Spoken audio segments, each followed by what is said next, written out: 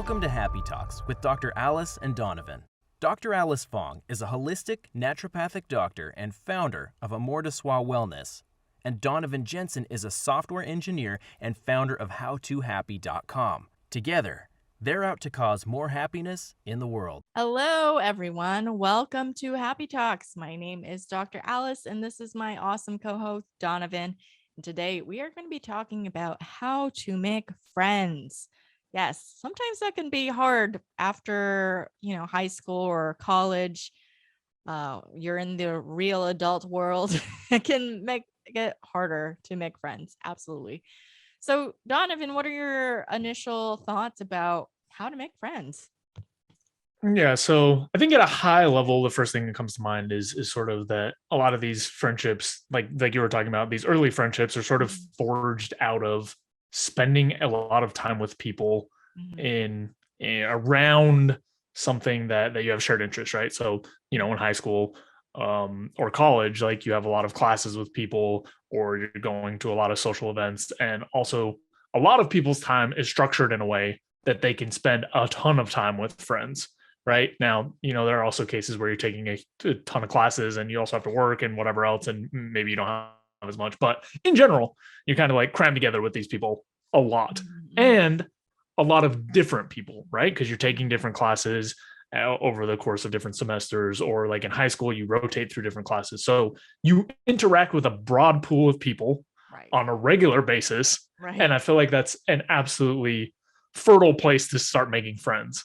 Mhm. Um, and then after that, I know I had this experience. I know it's common for other people, but once I sort of started moving into the working world, my job was more static in the sense that people came and left less often. I worked with less people, right? Like a Mhm. smaller group of maybe 10 Right. people that I worked with on a regular basis, as opposed to 30 times however many classes. Mhm. And so I found that over time, those new sort of friendships that sparked up didn't come as naturally. And I'm sure this is some of the stuff that we'll talk about, but I have found that since then, I have to be more sort of mindful about the way that I try to make friends.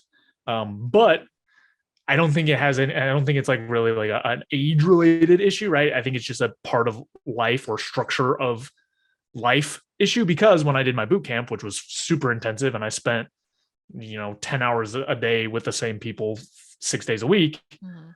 and it was a fairly large group, I made a bunch of friends out of that. So True.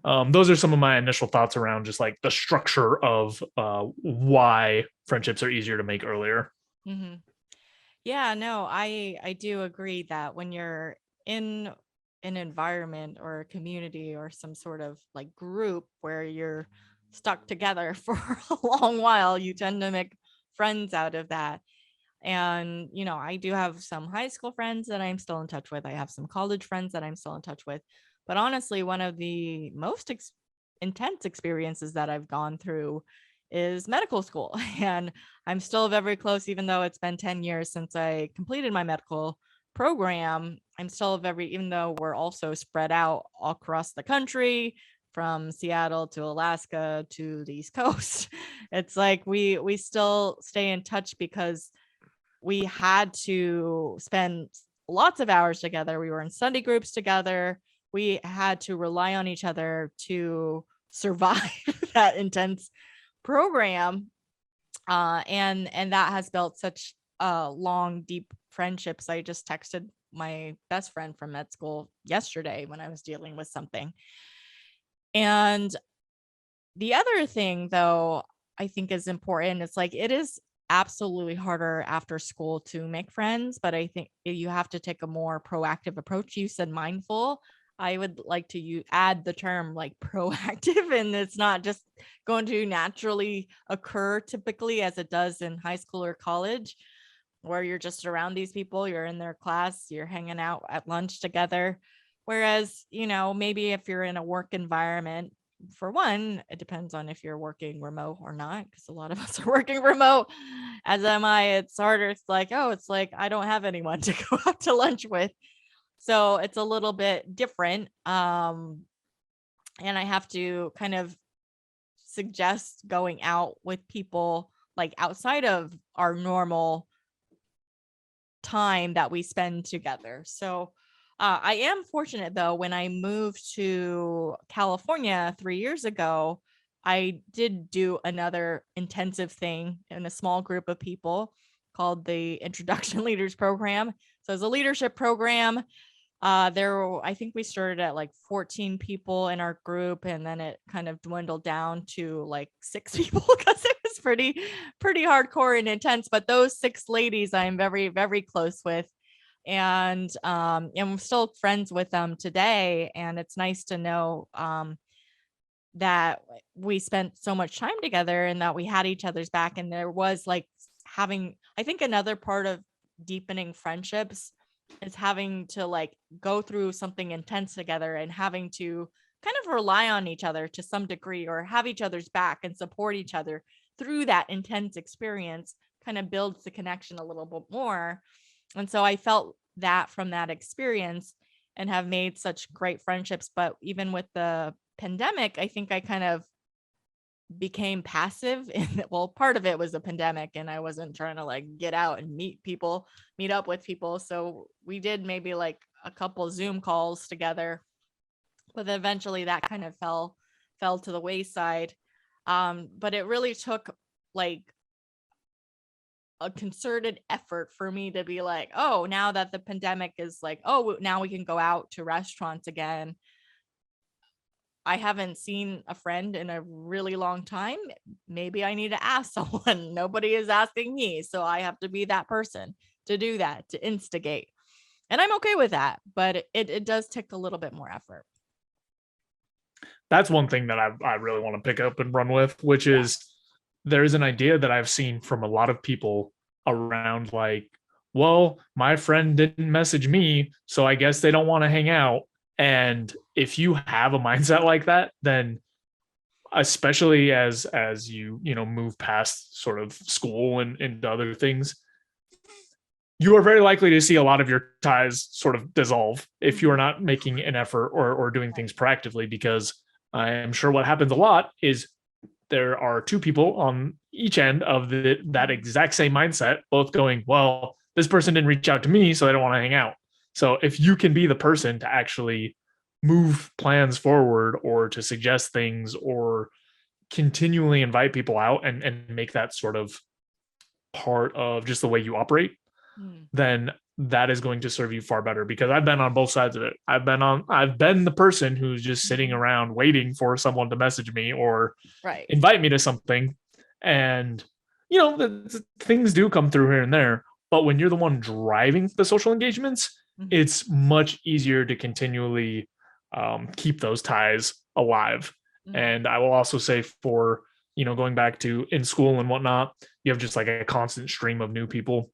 One of the easiest ways that you can recreate that is by continually like inviting people or meet to things that you're doing that it seems like would overlap, because by adding those shared experiences, then you can sort of deepen that friendship in a way that's not as difficult for most people as probably like going out of your way to do something with a specific person to try to be their friend. Right. Yeah. And that's actually, I think, a really good point you made that I thought of. You also have to be a person that goes out and does stuff, regardless of if someone joins you or not. Like, just make plans anyways. And maybe friends can join, maybe friends won't. You can just be like, hey, I'm going on this hike on X day at this time. Are you free? And if that friend's like, no, I got plans, go on to another friend.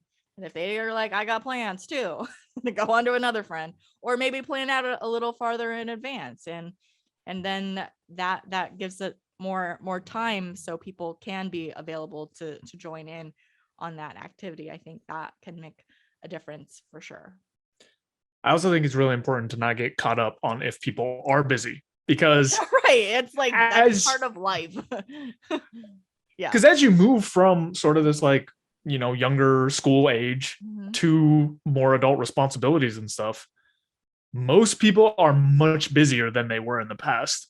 Most people are working more or have more obligations or other things. That's another thing that I've noticed and had to sort of change my expectations, right? Right. People have a lot more things to do, so it's more likely that they're going to be busy.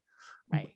And when at school age, Mhm. sometimes that was an indication of like, Yeah. oh, they just don't want to hang out. Right. But more and more, especially as people like mature and and are able to actually communicate Right. reasonably, Mhm. a lot of times people are just busy, and that doesn't mean they don't want to be your friend or don't want to hang out or whatever else. But again, I've seen the same thing: people getting really discouraged because it's like, oh, well, I invited them to this, and they were busy both times, so I don't think they want to hang out. But I've found or experienced, right, both sides, inviting the same person to multiple things Mhm. until they're finally like, oh yeah, that does align with my schedule, awesome. Or me being like, I'm busy, can't do that, please invite me to the next one, can't do that. Right. Yeah. And a lot of times those people drop off, but the people who were consistent, at some point the schedules did align. Mhm. Mhm.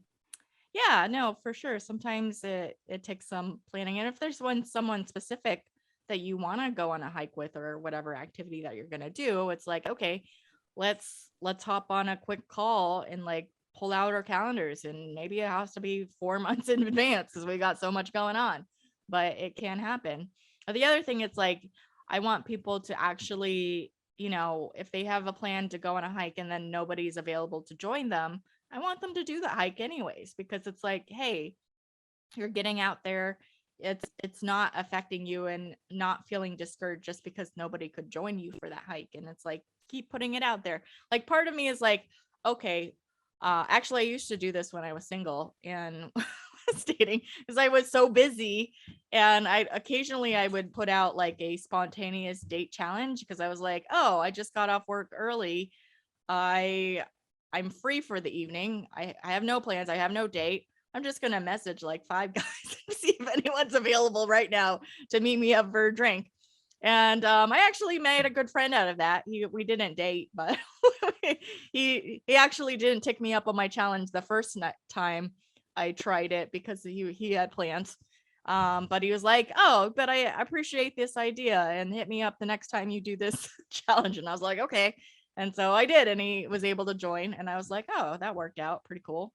And oh, actually, it's his birthday. I got a reminder that popped up. I need to go text him to say happy birthday to him. But yeah, part of it is like, putting it out there, but just doing. I was gonna go out for that drink, but on my own, even if nobody could join me. But on the other side of it, I want to say, like, yeah, if there is someone you want to spend time with, be more diligent about planning in advance, even if that takes a little bit more time.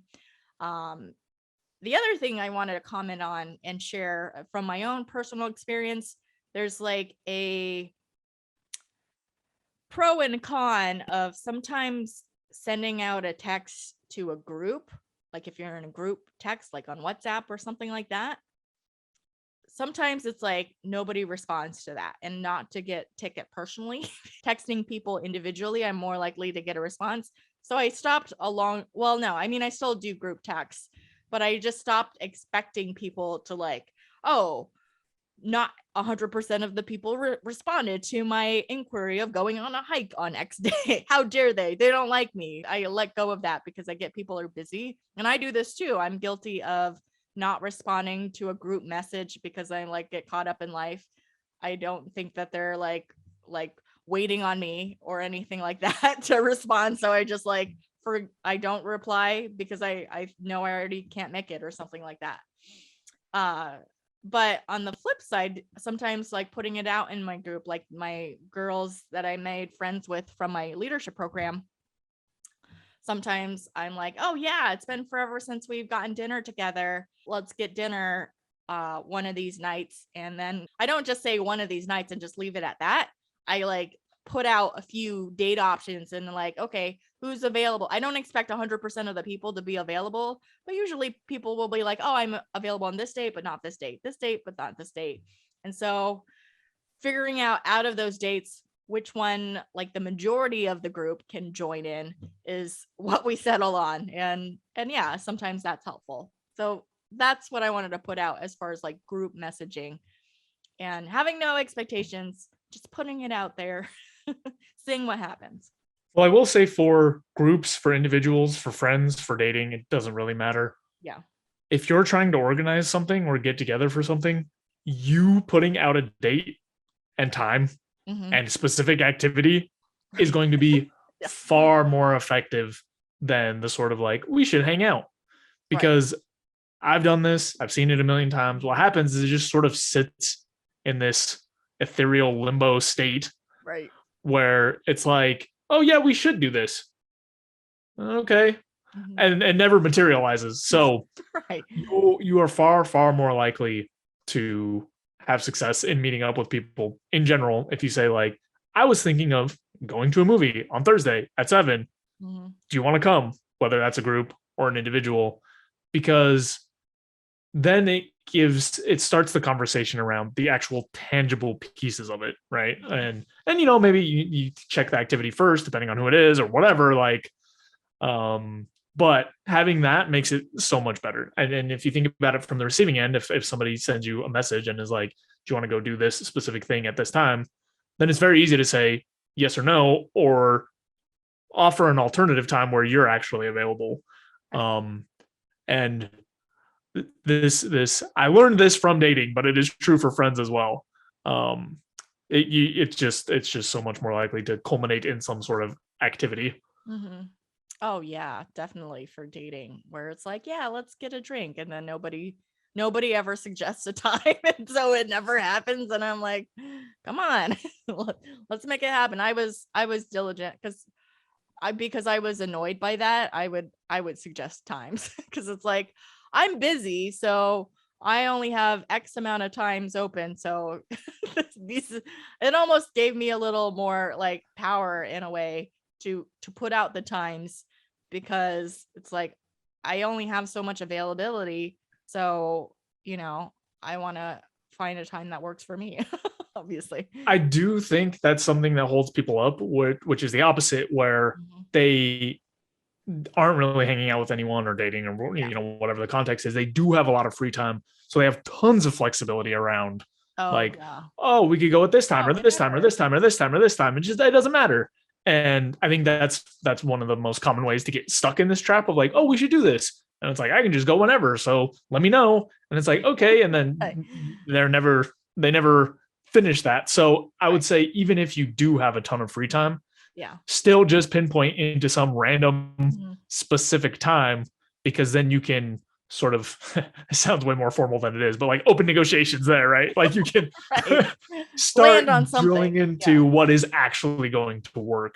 Whereas the more nebulous stuff tends to just not materialize. Yeah, absolutely agree. I do kind of want to switch gears, because I was just thinking about how to make not just friends, but like better friends or deeper connection friends. And so I think that's an area I'd want to explore a little bit, because it's like, yeah, we have our work friends. Sometimes I make a deeper connection with them. Sometimes I just see them at work and I'm just friendly with them, and we never hang out outside of work. But there are like, I think of like past jobs where I have made work friends, which actually isn't that common. It really took like our personalities had to mesh enough. We had to talk enough, and someone like had to instigate like a hangout, and then it kind of started to snowball into more hangouts. And so one of the things I think helps is if you share personal stories, and once it feels more appropriate, and as you're getting to know each other, to actually be vulnerable and like share deeper stuff about yourself. And that tends to open up them to feel safe and comfortable enough to share a little more about their lives and things that they've dealt with or struggled with in life. And that might be like, oh wow, those are more interesting conversations. And then you could be, oh, let's hang out outside of work or outside of whatever context that we met, so we can continue this conversation further. Yeah, I think that's basically exactly what you have to do, right? You have to start taking risks in a way that exposes some level of vulnerability. Now, that doesn't mean like you trust them with your life on the first day you meet them or something like that. Right, yeah. But by, if you think about any of the deep friendships you have, Mhm. It's people who know you really well and that you're comfortable sharing at least the majority of your life with, or like Mhm. exposing the majority of your life to. And the only way to get there is through sort of this process of like, okay, you have to keep meeting new people. If you're not meeting new people, you can't make new friends. Mhm. Once you meet the people, you have to spend enough time with them to have the opportunities to expose different parts of what you care about. And when I say vulnerabilities, I don't mean like these are my weaknesses, but I mean like these are the things that are important to me, or Yeah. here are parts of my story that maybe you Mhm. don't just share with someone right Mhm. at the get-go. And Right. then also give the other person space to do the same. Mhm. And I think one of the things that has tripped me up in the past is, as an adult, trying to meet new people and thinking like, oh, well, once I find someone who's going to be my friend, things will just click and it'll be supernatural and everything will flow from there. And Mhm. while that's still a possibility, the likelihood of it, because I don't meet nearly as many people as I used to, Mhm. the instances where the chemistry between us is going to be like extremely high right out the gate Yeah. is just way less common. Yeah, for sure. So I have to give more opportunities to people and see how the relationship develops. Because I think Mhm. there's another piece of people, meeting new people as an adult, feeling like, oh, like we're kind of friendly, but we're not exactly the same, and the chemistry wasn't like 5,000%. So I don't really want to hang out with them again, which is fine. Personal choice. You can kind of decide where you want to put that line, but most friendships have to develop over time and multiple instances. So I've learned to be more open to spending time with people to sort of feel out how the relationship develops or get to know more about them. Because if I Mhm. think about myself and how I'm presenting myself when I'm meeting new people, as opposed to how I present myself in my deepest relationships, Mhm. it's not the same thing, right? There's a gap of sort of understanding and mutual agreement and whatever else that allows me to feel more comfortable exhibiting some of these other things. So I just wanted to share out that for me, it made a big difference giving the relationships that I start more space to Mhm. expand before I just write it off as like, we're not best friends, so whatever, I'm out of here. Oh yeah, no, I completely agree. Like some of those work friends that I have made from past jobs, it was like 6 months to a year before we actually hung out outside of the work context. And so it's like, yeah, built up over like stories and time. It wasn't like, yeah, I mean, it could have happened sooner if I felt like inclined to instigate the hangout, but sometimes you just don't know how your personalities are going to mesh. You got to, get to know each other a little better. And you kind of are forced to anyways because you see each other here and there throughout work or whatever context that you're in. But yeah, it can grow and it can take time. I do also want to say that, as far as like how to find friends in the current day and age, it does help to have like a shared activity of some sort. Like I know some people like, oh, let's join a band or let's join a sports team where we can interact with people. And those people I'm like, yeah, I'm not instantly friends with them. Let's hang out right away or let's go do a class together. It's like maybe I have to be a part of it for a while before I'm like, okay, yeah, let's hang outside of this sports thing or whatever we might be doing. Yeah, 100% agree. If you can find some sort of a community with an interest that overlaps with something you have, Hmm. that is going to be one of the easiest gateways into making more friends. Yeah. We've talked about it a lot, but I've moved a bunch of times the last couple of years, Hmm. and I've played soccer pretty much everywhere that I've gone. Yeah. And for me, it's one of those keys that makes it really easy to just open up and immediately have some amount of community in just about any place. Hmm. So if you can get comfortable with sort of going into these groups with an interest, and sports is kind of hard because a lot of it, or at least Yeah. soccer, is like A continuous lot of running, so there's talking. not a A lot lot of of talking yeah. in it. Right. uh, but in general, it opens up space to sort of start these relationships, and it goes back to sort of this initial issue that I've talked about as being an adult. You just don't get introduced to that many new people. You just don't meet that many new people. So if you can find a group or a community, then that Mhm. inherently increases the number of people you're exposed to and increases the chances that you find someone who you can actually be good friends with. Yeah, absolutely. Although just going back to the sports thing, because my husband also, he moved here a few months after me, so he's been here for 3 years. But also, I think the pandemic made it even harder to make friends because it wasn't like you could go out. But now one of his favorite activities that I don't partake in is snowboarding. And so it is a sport and you're not really talking to people while you snowboard, obviously. But he got into like some carpools. And so it's like, oh, we're all driving up to the mountain together or we're going on the bus together. And so he's still working on like it's still like new and he hasn't made any super deep friends, but it's the gateway. There's even though you can't actually talk to each other during the sport, maybe suggest carpools is another idea. Yeah. Yeah, and I think setting expectations appropriately is another thing that's really useful, right? Because if you think about something like, having some snowboard buddies Mhm. compared to what it took to sort of build your good friends out of school, Oh yeah, different. you have like maybe an hour or two. I mean, I don't know how far away the resort is from where you are, but you have a finite amount of time, less than all day, to sort of hang out and talk and interact Right. and build up the relationship. Mhm. Whereas in school, you're basically seeing the same people all day, every day, or at least a good chunk of the day, Right. or at least every day continuously for a long time.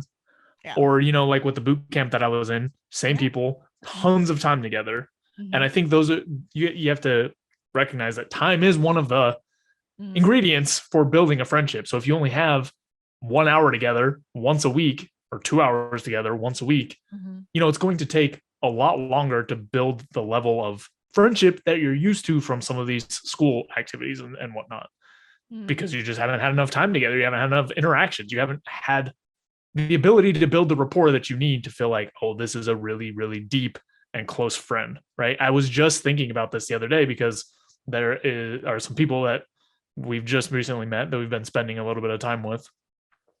And sometimes I'm like, oh, it still feels a little bit awkward, like it's still a little weird. And then I think about the amount of time that I spent with my other friends that I'm much closer to before I felt, extremely comfortable with them or whatever else. And it's like, this comparison is not fair at all. This is an absolutely ridiculous comparison. I spent 5 hours with these people. I spent 5 hours with this person in the first day I met them. Like, Right. Very so different. the expectations around sort of how fast you can develop a really deep relationship has been really important for me, especially like, as I'm moving around, or for anyone who's moved to a new place. Because I think that's when this is the heaviest, is Yeah. when it's like, I don't know anyone here. Exactly. Giving yourself, and it doesn't feel awesome, but giving yourself some space to actually develop these relationships, because it does take time. Mhm. Absolutely. 100%. Yeah. And I think it's also important to if you do have a significant other to not I think it's important to have friends outside of your significant other, like your own group of friends. And so it's nice to have like outings with people excluding your significant other from coming along. Like I have both where it's like, yeah, we can both hang out together as a group and then we have our own individual friends. Like I haven't met any of his new snowboard friends and I don't mind. I know it's like, yeah, maybe I will eventually if they become close, but yeah, and I have my people that he knows but he's not like super close with by any means. So I think that's important too. Yeah, I will echo that sentiment, that I think it's just not realistic to expect that if you're in a couple, have a significant other, or Mhm. whatever arrangement you have, that your person will be just have the same sort of rapport and chemistry with the other people that I definitely have some friends that I am close with that I just, it's not like they hate each other, but if I left them in a room alone, it'd probably be a pretty awkward conversation, and vice versa, right? Like Yeah. some of my significant others friends, if I just had to hang out with them for a whole day, I'd be like, okay, I'm gonna take a deep breath. We're gonna try to find something in common to talk about. Right. Yeah, exactly. All right. Well, I think we covered this topic pretty well. Any final thoughts? No, I think just again, the most useful thing for me making friends as an adult is realizing that the trajectory is just a lot slower because the context is much different. You know, people Right. are busier. There's much less time to spend hanging out with people. Mhm. But to make it work, you have to keep proactively and mindfully making sure that you are spending time with people and are allowing those relationships to develop. And I cut off a lot of stuff earlier than I probably should have. And in retrospect, giving it enough space to at least know the person better and then make a decision around like, yeah, no, we've done like 5 or 6, 10 things together and I just don't want to spend time with them. As opposed to, you know, I met this person for half an hour and I think I know them and I'm done. Yeah, exactly. Totally. All right. Well, thank you everyone for tuning in. We appreciate you. And if you appreciate us, be sure to like, comment, subscribe, share your thoughts about how to build friendships or your stories if you'd like in the comments if you'd like, and spread the happiness in the world. All right. We will see you next time. Bye. Thanks so much for watching. If you enjoyed this video, be sure to like it and then go and subscribe to my channel and ring the bell so you get notified when the next video comes out. And if you check out in the description below, go to my website where you can get my free fast and easy guide to stress relief. Thanks again for checking us out, and we'll see you next time.